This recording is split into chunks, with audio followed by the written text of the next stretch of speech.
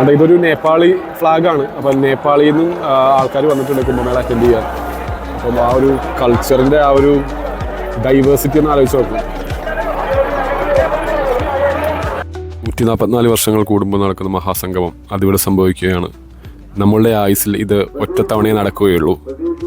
അതുമല്ല, ഇനി അങ്ങോട്ടേക്ക് 40-50 കൊല്ലം കഴിഞ്ഞ് ജനിക്കുന്ന കുട്ടികൾ പോലും ഇത് കാണാൻ സാധ്യതയില്ല. ഏതെങ്കിലും ഒരു അഗാഡയിൽ കയറാമെന്നുള്ളൊരു പ്ലാനിലാണ് ഞാൻ വന്നത്. പക്ഷേ അൺഫോർച്ചുനേറ്റ്ലി എല്ലാ അഗാഡകളും പൂട്ടിപ്പോയി. അപ്പോൾ എൻ്റെ ഒരു കൺസെപ്റ്റിൽ ശിവരാത്രി വരെ എല്ലാ അഖാഡകളും ഉണ്ടാകും എന്നാണ് എൻ്റെ ഒരു കൺസെപ്റ്റ് ഉണ്ടായിരുന്നത്. പക്ഷേ ഇവിടെ വന്നപ്പോൾ എല്ലാ അഖാഡകളും പൂട്ടി, കൊടിമരമൊക്കെ ഇറക്കി, സാധനങ്ങൾ വെക്കാനും ആരുമില്ല. അപ്പോൾ ഞാൻ അവിടെ നിർത്തിക്ക് ഒരു പോലീസുകാരൻ വന്നിട്ട് ചോദിച്ചു എന്താണ് സീൻ എന്ന് ചോദിച്ചു. അപ്പോൾ ഞാൻ പറഞ്ഞു ഇങ്ങനെ ഞാൻ ഒറ്റയ്ക്ക് വന്നതാണ്. അപ്പോൾ പറഞ്ഞു ഇങ്ങനെ സ്നാനം ചെയ്യണം അങ്ങനെ ഇങ്ങനെ പറഞ്ഞത്തേക്കും പുള്ളി പറഞ്ഞു നല്ലൊരു കാര്യം ചെയ്യാൻ സാധനം ഇവിടെ തന്നേക്ക്. എന്നിട്ട് പുള്ളി സൂക്ഷിച്ച് വെച്ചു. പുള്ളി അവിടെ അവരുടെ സ്ഥലത്ത് ഇവിടെ ക്ലോക്ക് റൂമും കാര്യങ്ങളൊന്നും ഇല്ല. അപ്പോൾ ഞാൻ കേരളത്തിൽ നിന്ന് വന്നത് അങ്ങനെ ഇങ്ങനെ പറയുമ്പോൾ അവർക്ക് വലിയ സീനാ. പുള്ളി അപ്പോഴത്തേക്കും പറഞ്ഞു കുഴപ്പമില്ല, ഇവിടെ ഡീൽ ചെയ്തോളാന്ന് പറഞ്ഞിട്ട് ഞാനിപ്പോൾ ഇപ്പോൾ സ്നാനം ചെയ്തിട്ട് വന്നു. പക്ഷേ മഹാശിവരാത്രി ഫൈനൽ സ്നാനമാണ് എൻ്റെ ലക്ഷ്യം.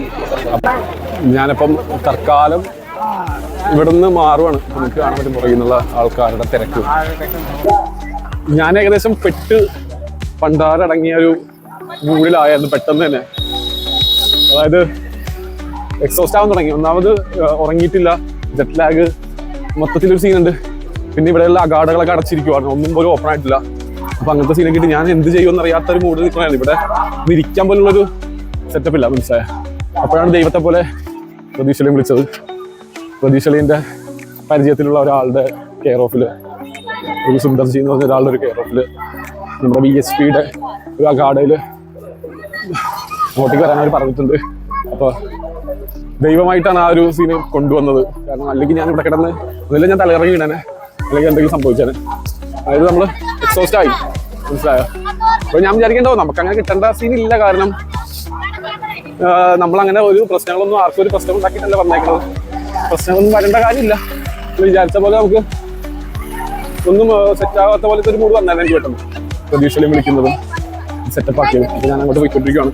ബാക്കി കാര്യങ്ങൾ ഞാൻ വഴിയെ പറയാം. ഓക്കെ. 44 കൊല്ലം കൂടി നടക്കുന്ന ഈ മഹാകുംഭമേളയിൽ ഏകദേശം 40 കോടിയിലധികം ആളുകൾ പങ്കെടുക്കുമെന്നാണ് കണക്കുകൾ.